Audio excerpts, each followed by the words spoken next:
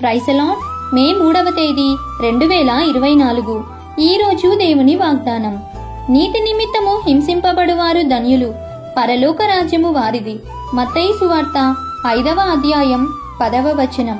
భక్తిహీనులు నీతిమంతుల మీద దురాలోచన చేయుదురు, వారిని చూచి ఈర్ష్యపడుదురు. నీతిమంతులకు యెహోవాయే సంరక్షకుడు. మనుష్య కుమారుని నిమిత్తం మనుషులు మిమ్మును ద్వేషించి వెలివేసి నిందించి మీ పేరు చెడ్డదని కొట్టివేయునప్పుడు మీరు ధన్యులు. ఆ దినమందు మీరు సంతోషించి గంతులు వేయుడి, ఎందుకనగా పరలోకమందు మీ ఫలము గొప్పదగును.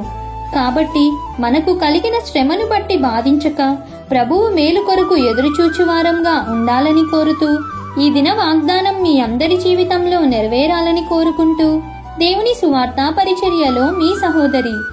ఆమెన్. God bless you.